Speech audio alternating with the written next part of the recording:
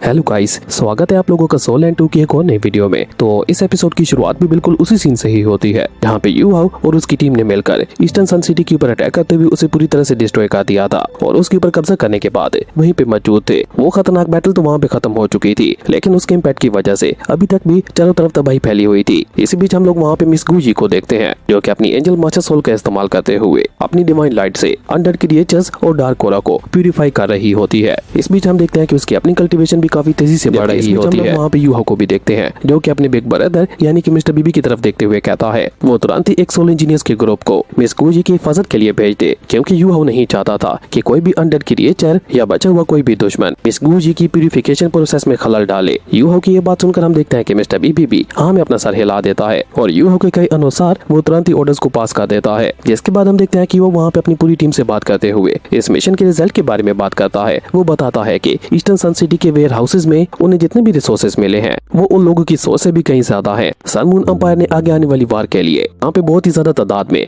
और सीक्रेटली तौर पर इन रिसोर्सेज को यहाँ पे जमा कर रखा था। उन्होंने यहाँ पे इतने ज्यादा हाई लेवल के सोल टूल्स और रेयर मेटल स्टोर्स किए हुए थे कि वो सालों तक उनकी आर्मी को सपोर्ट कर सकते थे। युवा वहाँ पे अपनी बात को आगे बढ़ाते हुए कहता है इससे ये तो सब पता चल गया है कि सन मून एम्पायर आने वाली जंग के लिए पूरी तरह से तैयार था और अब सन मून एम्पायर हमारे इस मिशन के चलते और भी ज्यादा सर्क हो गया होगा। इसलिए अब हमारे टैंक सेट और उनके अलायंसेस को भी जितना जल्दी हो सके अपनी स्ट्रेंथ को और भी ज्यादा बढ़ाना होगा ताकि वो सन मून एम्पायर को कड़ी टक्कर दे सके। युवा अभी वहाँ पे अपनी टीम के साथ मिलकर ये सारी बातें कर ही रहा था कि तभी हम देखते हैं कि वहाँ पे जू चैन आ जाता है, जिसे अब सोल फैनेटेक भी कहा जाता था। जू चैन सीधा वहाँ पे यू हाउ के पास आता है और वो यू हाउ को उसके रिसेंटली ब्रेक थ्रू के लिए और साथ ही साथ उसकी नई पावर्स के लिए कांग्रेट्स कहता है। आप लोगों को पता ही होगा कि जू चैन को अपने से ज्यादा स्ट्रॉन्ग ओपोनेंट्स को चैलेंज करना कितना ज्यादा पसंद है और अपने इसी शौक के चलते वो यू हाउ को वहाँ पे एक मैच के लिए चैलेंज कर देता है। वो यू हाउ से कहता है शायद इस मैच के बाद उसका भी ब्रेक थ्रू हो जाए। जू चैन की ये बात सुनकर हम देखते हैं कि यू हाउ वहाँ पे मुस्कुराते हुए जू चैन से कहता है सीनियर ब्रदर माफ करना, पर अभी के लिए मैं आपके चैलेंज को एक्सेप्ट नहीं कर सकता, क्योंकि फिलहाल मैं एक बहुत ही ज्यादा इंपॉर्टेंट मिशन के लिए आईसी में जाने वाला हूँ। इस मिशन को पूरा करने के लिए मुझे अपनी फुल ताकत की जरूरत होगी, इसलिए मैं अभी अपनी एनर्जी वेस्ट करते हुए कोई भी रिस्क नहीं ले सकता। पर हाँ, मैं आपसे वादा करता हूँ इस मिशन के पूरा होने के बाद मैं जरूर से आपके साथ फाइट करूंगा। यू हाउ की ये बात सुनकर हम देखते हैं कि जू चंग से वहाँ पे कोई जवाब दे पाता उससे पहले हम देखते हैं कि वूटोंग वहाँ पे परेशान होते हुए यू हाउ से पूछती है कि आखिर तुम आईसी के अंदर क्यों जाने वाले हो और वहाँ पे तुम्हारा कौन सा मिशन है। वूटोंग को अपने लिए इस तरह से परेशान होते हुए देखकर यू हाउ के फेस के ऊपर एक स्माइल आ जाती है और वो वहाँ पे उन सभी लोगों को बताता है कि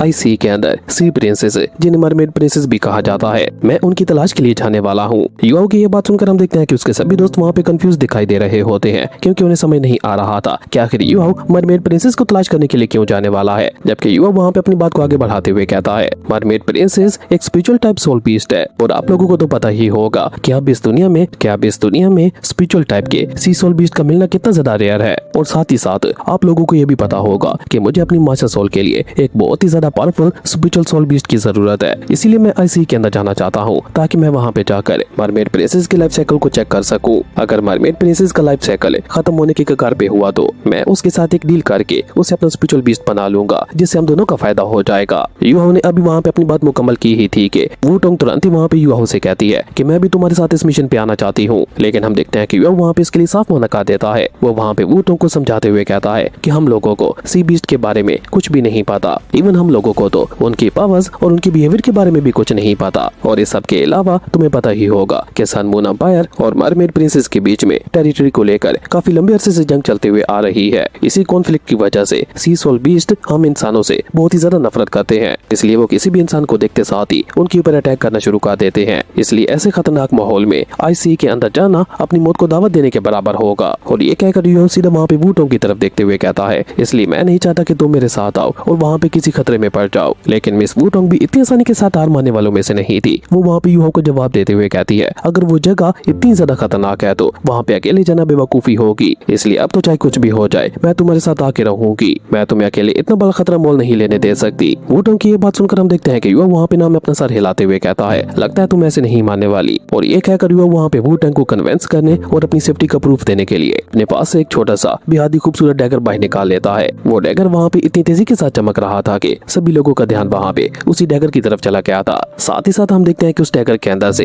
एक बेहद ही पावरफुल और कोल्ड ऑरा भी निकल रहा था। ये था मॉर्निंग ड्यू डैगर। उस डैगर को देखकर सभी लोग हैरान थे, क्योंकि किसी को भी उस डैगर के बारे में कुछ भी नहीं पता था। इसलिए युवा वहाँ पे उन सभी को उस डैगर के बारे में बताते हुए कहता है कि ये कोई आम वेपन नहीं है बल्कि एक डिवाइन वेपन है जो कि मुझे सीनियर रोंग ने दिया था। और ये कहकर युवा वहाँ पे उन लोगों को एक बहुत बड़ा सीक्रेट बताते हुए कहता है कि सीनियर रोंग ने उसे 2 डिवाइन वेपन्स दिए थे, जिनमें से एक घोस्ट कार्विंग गोड नाइफ था जिसके इस्तेमाल करते हुए वो कार्विंग और खाना बनाता है, और दूसरा डिवाइन वेपन था ये मॉर्निंग ड्यू टैकर है जिसके इस्तेमाल करते हुए खतरनाक बैटल्स और दुश्मनों को खत्म किया जाता है। युवा की ये बात सुनकर हम देखते हैं कि सभी लोग वहाँ पे हैरान रह जाते हैं। इवन वहाँ पे मिस्टर बीबी के साथ साथ केटाओ और बाकी सभी लोग वहाँ पे उसके डिवाइन ओरा और उसकी कोल्ड एनर्जी को महसूस करते हुए पूरी तरह से शॉक हो गए थे। उन लोगों ने आज से पहले कभी भी इतना पावरफुल वेपन है इतने करीब से नहीं देखा था। वो लोग पहली बार एक डिवाइन वेपन को देख रहे थे, जो देखकर युवा के फेस के ऊपर एक स्माइल आ जाती है क्योंकि उसे लग रहा था कि शायद अब मिस वूटोंग मान जाएगी। लेकिन वूटोंग तो वूटोंग थी। वो अचानक से वहाँ पे मुस्कुराते हुए युवा से कहती है, अगर तुम्हारे पास डिवाइन वेपन मौजूद है तो मेरे पास भी कुछ है। मिस वूटोंग कैसे कहती हम देखते हैं कि उसके फोरहेड के ऊपर सी ट्राइडेंट का गोल्ड मार्क आ जाता है और उसके बाद वो वहाँ पे अपने पास से सी गोल्ड ट्राइडेंट को बाहर निकाल लेती है। जैसे निकलने वाला ओरा इतना ज्यादा होता है कि चारों तरफ वहाँ पे होली लाइट फैल गई थी, जिसे देखकर तो वहाँ पे युवा के साथ साथ बाकी सभी लोगों की आंखें भी फटी की फटी रह जाती है। ऐसा महसूस हो रहा था कि आसपास की सारी प्योर स्पिरिचुअल एनर्जी उसी गोल्ड ट्राइडेंट के सामने बो डाउन कर रही है। सभी लोग वहाँ पे उस वेपन की पावर को महसूस करते हुए बहुत ज्यादा हैरान दिखाई दे रहे थे। युवा जो कि वहाँ पे काफी गौर से उसी गोल्ड ट्राइडेंट को देख रहा था, वो अपने मन में कहता है हालांकि ये सिस्टर टेंगसेन का ओरिजिनल सी गोल्ड ट्राइडेंट नहीं है क्योंकि इसका ओरा और इसका डिजाइन उसे बिल्कुल मुख्तलिफ लग रहा है, पर फिर भी इससे निकलने वाला ये सुप्रीम ओरा किसी डिवाइन आर्टिफैक्ट से कम नहीं है। इसलिए इस बात में कोई डाउट नहीं है कि ये भी एक ट्रू डिवाइन लेवल का आर्टिफैक्ट है। जबकि इस बीच हम देखते हैं कि वूटोंग वहाँ पे अपने सी गोल्ड ट्राइडेंट को पकड़ते हुए युवा से कहती है, अब जब हम दोनों के पास ही डिवाइन वेपन्स मौजूद हैं तो हम दोनों को एक साथ मिलकर आईसी के अंदर जाना चाहिए, इससे खतरा और कम हो जाएगा। मिस वूटोंग की ये बात सुनकर हम देखते हैं कि युवा को भी वहाँ पे एहसास हो गया था कि ये लड़की उसके साथ आए बगैर नहीं मानने वाली, इसलिए मजबूरन युवा को भी वहाँ पे वूटोंग को अपने साथ ले जाने के लिए मानना ही पड़ता है। जिसके बाद हम देखते हैं कि वो दोनों वहाँ पे बहुत ही तेजी के साथ आईसी के लिए रवाना हो जाते हैं। खैर उसके बाद सीन चेंज होता है और हम युवा और मिस वूटोंग को देखते हैं जो कि लगातार वहाँ पे बहुत ही तेजी के साथ फ्लाई करते हुए फाइनली आईसी की टेरिटरी में पहुंच चुके होते हैं। नीचे का नजारा पूरी तरफ से बर्फ और ठंडे पानी से भरा हुआ था। उड़ते हुए अचानक से उन लोगों की नजर वहाँ पे एक मैसिव आइसबर्ग के ऊपर पड़ती है। वहाँ पर उन्हें बहुत सारे सी बीस्ट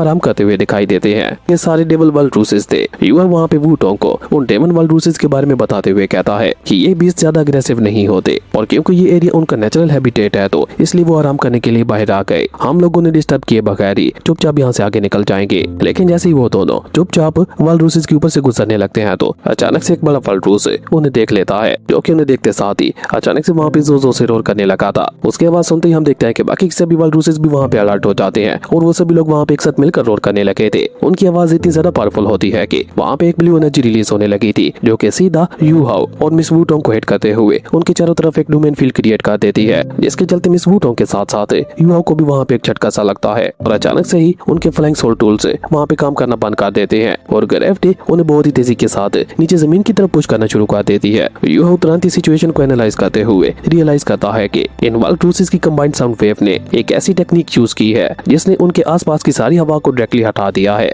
अब जब वहाँ पे हवा ही नहीं है तो उनके सोल टूल्स भला कैसे काम कर सकते हैं, जिसके चलते हम देखते हैं कि वो दोनों वहाँ पे बहुत ही तेजी के साथ नीचे की तरफ गिरने लगते हैं। लेकिन नीचे गिरते हुए यू हाउ बिल्कुल शांत था। वो तुरंत ही अपनी स्पिरिचुअल डिटेक्शन टेक्निक को एक्टिवेट करते हुए एक सेफ जगह पे जाकर लैंड हो जाता है। तभी हम देखते हैं कि वो सारे डेविल सी वालरूसेस उन दोनों को देखकर गुस्से से गुर्राने लगे थे, जबकि हम देखते हैं कि वो अपनी स्किल की मदद से वालरूसेस के माइंड और उनकी आवाजों को डिकोड करने लगता है। वो सुनता है कि सारे वालरूसेस आपस में बात करते हुए कह रहे थे, एक अमीने ह्यूमंस दोबारा हमारे ऊपर अटैक करने के लिए आए हैं, इस बार हम इन्हें जिंदा नहीं जाने देंगे और अब तो वैसे भी ये लोग हमारे डिमोनिक साउंड ट्रैप के अंदर फंस चुके हैं तो इनका बचना नामुमकिन है। यह सुनकर यूहो भी वहाँ पे थोड़ा हैरान हो जाता है। उसे यकीन ही नहीं हो रहा था कि सी सोल बीस्ट भी इतनी आसानी के साथ इंसानों की भाषा बोल और समझ सकते हैं। जबकि इस बीच हम देखते हैं कि मिस वूटोंग वहाँ पे परेशान होते हुए यूहो से कहती है, यूहो अब हम लोग क्या करेंगे। तभी हम देखते हैं कि यूहो वहाँ पे गुस्सा होकर चिल्लाते हुए कहता है, तुम लोगों की इतनी हिम्मत, तुम लोग मुझे नहीं रोक सकते। और ये कहकर यूहो वहाँ पे अपनी एक सी टेक्निक का इस्तेमाल करते हुए एक पानी की बड़ी सी लहर का इस्तेमाल करते हुए उन सभी वालरूसेस के ऊपर अटैक कर देता है और अपने जिस वेपन का इस्तेमाल करते हुए वालरूसेस उन्हें वहाँ पे ट्रैप करने की कोशिश कर रहे थे। यूहो उस वेपन को सीधे वहाँ पे अपने पास बुलाते हुए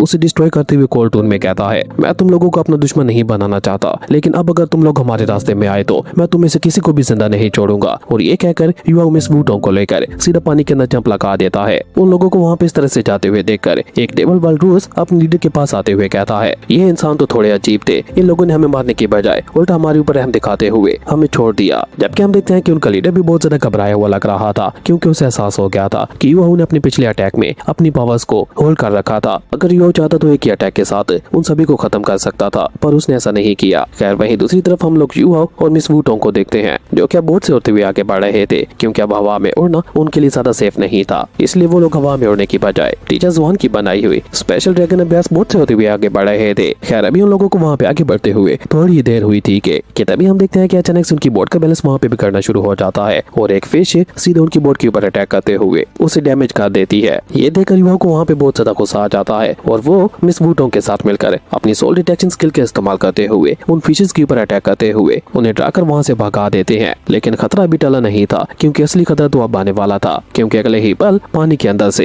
एक बहुत बड़ी जेंट व्हेल बीस्ट निकल कर बाहर आते हुए अपनी पूरी ताकत के साथ उनकी बोट के ऊपर अटैक कर देती है। बोट का डिफेंसिव बैरियर इस खतरनाक अटैक को झेल नहीं पाता और वो पूरी तरह से डिस्ट्रॉय हो जाता है। अपनी बोट को इस तरह से अचानक से वहाँ पे टूटते हुए देखकर उन दोनों को मजबूरन दोबारा से हवा में उड़ना पड़ता है, जिसके चलते हम देखते हैं कि वो दोनों दोबारा से अपने फ्लाइंग टूल्स का इस्तेमाल करते हुए ऊपर हवा में आ चुके थे। युवा वहाँ पे नोटिस करता है कि जैसे जैसे वो लोग सी सरफेस के पास जा रहे हैं, वैसे वैसे सी सोल बीस्ट की पावर्स और उनका गुस्सा भी बढ़ता जा रहा है। इसलिए हम देखते हैं कि वो वहाँ पे वुटोंग से कहता है कि हम लोगों को और भी ऊपर आसमान की तरफ उड़ना चाहिए, ताकि वो लोग इन सी सोल बीस्ट के खतरनाक हमलों से बच सके। युवा की ये बात सुनकर हम देखते हैं कि वो दोनों वहाँ पे बहुत ही तेजी के साथ ऊपर की तरफ उड़ने लगते हैं। इवन हम देखते हैं कि अब सूरज की रोशनी उनके चेहरे के ऊपर पड़ने लगी थी, लेकिन इस बीच हम देखते हैं कि युवा को वहाँ पे कुछ अजीब सा लगता है। वो ध्यान से आसमान में चमकते हुए सूरज को देखता है। सूरज की रोशनी और उसका आकार अचानक से वहाँ पे छोटा होने लगता है, जैसे कोई पानी में रिफ्लेक्शन देख रहा हो। अगले पल हम देखते हैं कि वो पूरा आसमान और सूरज का नजारा एक कांच की तरह चकनाचूर हो जाता है और उनके सामने रियलिटी आ जाती है, जो देखकर युवाओं के साथ साथ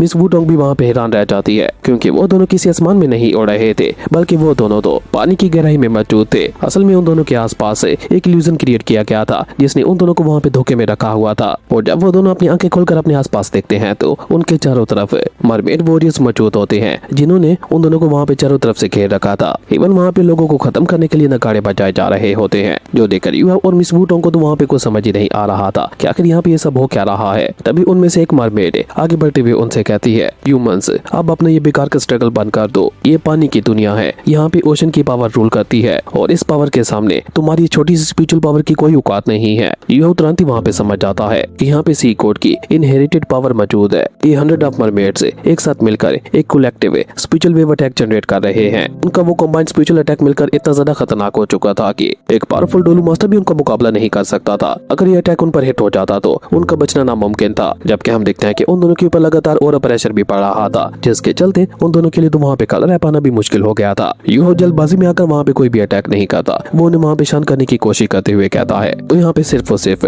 मरमेड प्रिंसेस से बात करने के लिए आया है, ना कि आप लोगों को कोई नुकसान पहुंचाने के लिए। लेकिन हम देखते हैं कि यूहो को किसी भी बात को उन लोगों के ऊपर वहाँ पे कोई भी असर नहीं हो रहा था। जबकि हम देखते हैं कि यूहो की ये बातें सुनकर उन सब के पीछे से एक रेड हेयर वाली मरमेड प्रिंसेस निकल कर बाहर आती है। वो दिखने में जितनी ज्यादा खूबसूरत लग रही थी, असल में वो उतनी ज्यादा खतरनाक थी। उसकी आंखों में इंसानों के लिए नफरत साफ देखी जा सकती थी। वो आगे बढ़ते हुए गुस्से से कहती है, कमीने ह्यूमंस, अपनी इन झूठी और मीठी बातों से हमें धोखा देने की कोशिश मत करो। तुम्हारे यहाँ पे आना ही तुम्हारी सबसे बड़ी गलती है। और ये कहकर वो वहाँ पे अपने ट्रूप्स को ऑर्डर दे देती है, इन दोनों को यहीं पे खत्म कर दो। मरमेड प्रिंसेस कैसे कहती है, हम देखते हैं कि सारे मरमेड वॉरियर्स वहाँ पे आके बढ़ते हुए उन दोनों के ऊपर अटैक करना शुरू कर देते हैं। जहाँ पे पहले तो यूहो और मिस वुटोंग दोनों ही मिलकर वहाँ पे उनके हमलों को डॉज कर रहे थे। और उन दोनों को वहाँ पे एहसास हो गया था कि वो वहाँ पे ज्यादा देर तक उनके हमलों को डॉज नहीं कर पाएंगे, क्योंकि उनकी तादाद बहुत ज्यादा थी। जबकि यूहो का मेन टारगेट तो वहाँ पे मरमेड प्रिंसेस थी। वो लगातार वहाँ पे मरमेड प्रिंसेस की तरफ आगे बढ़ने की कोशिश करने लगा था। जैसे यूहो को वहाँ पे मौका मिलता है तो वो अपनी सोल रिप्लेसमेंट टेक्निक का इस्तेमाल करते हुए एक मरमेड के साथ अपनी जगह रिप्लेस कर लेता है। और ये सब वहाँ पे इतना जल्दी हुआ था कि किसी को समझने का मौका ही नहीं मिल पाया था। हालांकि एक मरमेड वहाँ पे चिल्लाते हुए कहता है, प्रिंसेस संभल कर, लेकिन तब तक वहाँ पे बहुत ज्यादा देर हो चुकी थी, क्योंकि यूहो वहाँ पे अपनी सोल डेस्टिनी आई का इस्तेमाल करते हुए मरमेड प्रिंसेस की माइंड पर एक छोक दे देता है, जिसके चलते वो एक सेकंड के लिए वहाँ पे पूरी तरह से अनकॉन्शियस हो गई थी। और इसी एक सेकंड के मौके का फायदा उठाकर यूहो तुरंत ही वहाँ पे आगे बढ़ते हुए उसे गले से पकड़ते हुए अपनी चुंगल में ले चुका था। और कॉल्टून में वहाँ पे उन सभी मरमेड वॉरियर्स से कहने लगा था,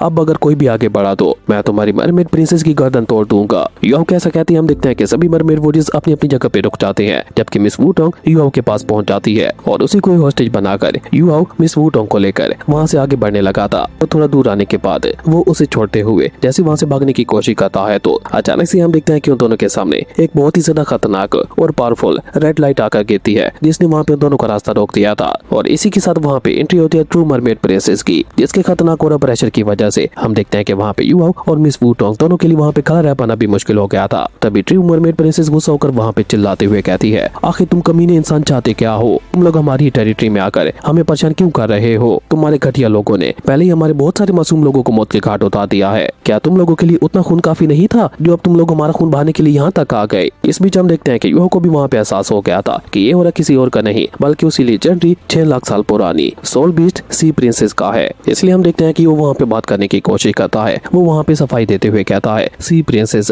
आप पूरे आईसी को कंट्रोल करती हैं, इसलिए आपको पता ही होगा कि जब से हम लोगों ने आपकी टेरिटरी के अंदर कदम रखा है हमारे ऊपर मल्टीपल अटैक्स हुए हैं, लेकिन अभी तक हमने किसी एक भी सी सोल बीस्ट को नहीं मारा। युआओ उसे वहाँ पे समझाने की कोशिश करते हुए कहता है कि मैं वाकई में यहाँ पे आपसे बात करने के लिए आया हूँ, लेकिन हम देखते हैं कि सी प्रिंसेस के ऊपर युआओ की इन बातों का कोई भी असर नहीं हो रहा था। उसकी आंखों में इंसानों के लिए इतनी ज्यादा नफरत होती है कि अब वो किसी भी इंसान के ऊपर भरोसा नहीं कर सकती थी। वो गुस्सा होकर वहाँ पे चिल्लाते हुए कहती है वो इन कमीने इंसानों को अब दूसरा मौका कभी भी नहीं देगी। ऊपर से उसकी बेटी जिसे अभी थोड़ी देर पहले युआओ ने हॉस्टेज बनाया था वो अपनी माँ को और भी ज्यादा भड़का रही थी, जिसके चलते हम देखते हैं कि ट्रू मरमेड प्रिंसेस वहाँ पे गुस्सा होकर सी गॉड का नाम लेते हुए उन दोनों को वहाँ पे पनिश करने के लिए उन दोनों के ऊपर एक डेडली अटैक लॉन्च कर देती है, जिसके चलते हम देखते हैं कि पानी के अंदर एक बहुत बड़ा वोर्टेक्स बन गया था जो कि वहाँ पे युआओ और मिस वुटोंग दोनों को अपने लपेटे में ले चुका था। मिस वुटोंग तो वहाँ पे इस वोर्टेक्स का मुकाबला नहीं कर सकती और वो सीधा उसके अंदर गिर जाती है, जबकि सामने की तरफ हम देखते हैं कि युआओ अभी तक भी वहाँ पे उस वोर्टेक्स का मुकाबला करने की कोशिश कर रहा था, पर वो भी वहाँ पे ज्यादा देर तक खुद को नहीं बचा पाता और देखते ही देखते वो भी वहाँ पे उस वोर्टेक्स के अंदर गिर गया था। युआओ को वहाँ पे ऐसा महसूस हो रहा था कि उस ओवर प्रेशर की वजह से उसकी हड्डियां टूट जाएंगी। इस क्रिटिकल लाइफ मोमेंट पर युआओ को अपनी बॉडी सेट के लीडर पॉइजन डोलू की सिखाई हुई बातें याद आती है। पॉइजन डोलू ने कहा था बॉडी इमॉर्टल और सोल फॉरएवर स्ट्रॉन्ग होती है। इन शब्दों को याद करके युआओ के माइंड में एक डीप इनलाइटमेंट आती है। उसकी सोल और उसकी बॉडी दोनों एक परफेक्ट हार्मनी में अलाइन हो जाते हैं और वो अपनी गोल्डन बॉडी मास्टर सोल की सेकंड अवेकनिंग को भी अचीव कर लेता है। जैसे ही अवेकनिंग होती है तो हम देखते हैं कि युआओ के चारों तरफ एक बहुत ही ज्यादा पावरफुल गोल्डन ऑरा फैलना शुरू हो गया था। उसकी पावर्स अब नेक्स्ट लेवल पे जा चुकी थी, जिसके चलते हम देखते हैं कि वो वहाँ पे पूरी तरह से हील भी हो गया था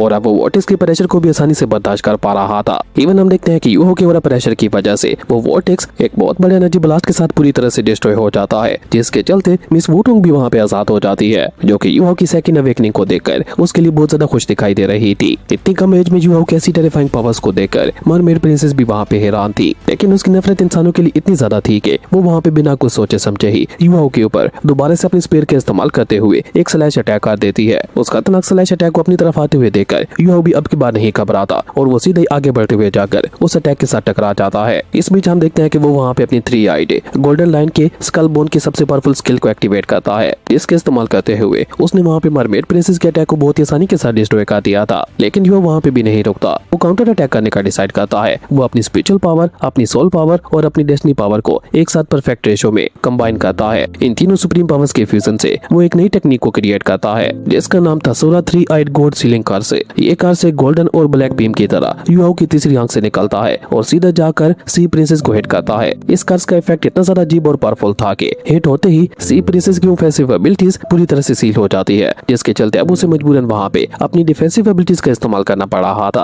अपने अटैक को वहाँ पे कामयाब होते हुए देखकर युआओ सीधा वहाँ पे वुटोंग के पास आते हुए कहता है यहाँ से बाहर निकलने का यही सही समय है, और ये कहकर युआओ वहाँ पे वुटोंग का हाथ पकड़ते हुए बहुत ही तेजी के साथ वहाँ से भागने लगा था। उसके रास्ते में वहाँ पे जो कोई भी आ रहा था वो उसे वहाँ पे खुद से दूर धकेलते हुए आगे बढ़ता चला जा रहा था, जबकि हम देखते हैं कि यंग प्रिंसेस अपने मरमेड वॉरियर्स के साथ मिलकर लगातार वहाँ पे युआओ का पीछा करते हुए उसके ऊपर अटैक करने की कोशिश कर रही थी, लेकिन अभी तक उसका कोई एक अटैक भी वहाँ पे युआओ को हिट नहीं कर पाया था। ये देखकर यंग प्रिंसेस वहाँ पे गुस्सा होते हुए युआओ और वुटोंग पर मैसिव आइस स्पाइक्स की बरसात कर देती है। वो स्पाइक्स इतने बड़े और खतरनाक थे कि एक आम डोलू मास्टर तो उनके साथ टकराते ही मारा जा सकता था, लेकिन हम देखते हैं कि वो वहाँ पे उस खतरनाक अटैक को डॉज करते हुए मिस वुटोंग को लेकर सक्सेसफुली पानी से बाहर आ जाता है। लेकिन इस बीच हम देखते हैं कि एक बहुत बड़ा शार्क युआओ को वहाँ पे निकलने की कोशिश करता है। हालांकि युआओ वहाँ पे खुद को बचाने की कोशिश तो बहुत ज्यादा करता है, लेकिन मिस वुटोंग को बचाने के चक्कर में वो खुद सीधे शार्क के मुंह के अंदर जा गिरता है। लेकिन तभी हम देखते हैं कि युआओ वहाँ पे अपने मॉर्निंग ड्यू यानी कि डिवाइन डैगर को बाहर निकाल लेता है, जिसका इस्तेमाल करते हुए वो अंदर से ही उस शार्क के ऊपर अटैक करते हुए उसे पूरी तरह से वहाँ पे खत्म कर चुका था, जिसके चलते वहाँ पे एक बहुत ही बड़ा एनर्जी ब्लास्ट हो गया था।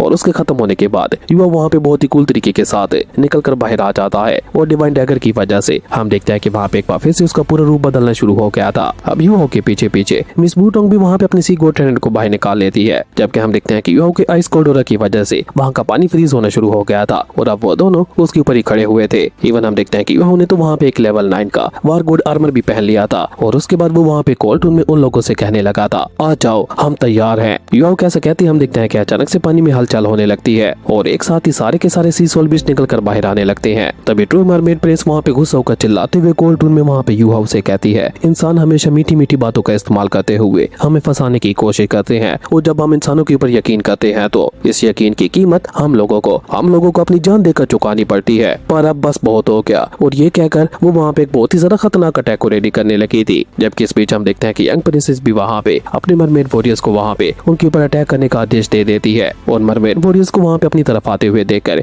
यो वहाँ पे आगे बढ़ने लगता है। उसके हर एक कदम के साथ वहाँ पे पानी फ्रीज होता जा रहा था। तभी युवा वहाँ पे अपने डैगर के अटैक के साथ उन सभी वॉरियर्स को वहाँ पे फ्रीज कर देता है और अपने आइस सोल बीच को बाहर निकालते हुए उनके ऊपर अटैक करने के लिए आगे भेज देता है। वहीं आइस बियर किंग वहाँ पे लगातार उनके ऊपर अटैक करते हुए मरमेड वॉरियर्स को पीछे की तरफ धकेलता जा रहा था, जिसके साथ ही वहाँ पे एक बहुत ही ज्यादा खतरनाक जंग का आगाज हो चुका था। युवा वहाँ पे अपने सभी स्पेशल बीस्ट का इस्तेमाल करते हुए उन सोल सी बीस्ट के ऊपर भारी पड़ रहा था। तो वहीं दूसरी तरफ हम देखते हैं कि मिस वुटोंग भी कम नहीं थी। वो भी वहाँ पे अपने वेपन और अपनी एबिलिटीज को एक्टिवेट करते हुए लगातार उन मरमेड वॉरियर्स के ऊपर अटैक करते हुए उनके ऊपर भारी पड़ रही थी। और इस तरह युवा वहाँ पे अपनी खुद की एक आर्मी खड़ी कर चुका था और उसके बाद वो वहाँ पे कोल्ड टून में मरमेड प्रिंसेस से कहता है, वैसे तो मैं तुम लोगों को नुकसान नहीं पहुंचाना चाहता, लेकिन अगर तुम लोग अभी के अभी ना रुके तो फिर मुझसे भी रहम की कोई उम्मीद मत करना। युवा कैसा कहते ही हम देखते हैं कि हमारी ये कमाल का एपिसोड यहीं पे खत्म हो गया था। दोस्तों अगर आप लोगों को ये वीडियो अच्छी लगी तो लाइक कर दें और अगर चैनल पे नए आए हो तो सब्सक्राइब करते जाना। तो मिलते हैं एक न्यू वीडियो में, तब तक के लिए बाय।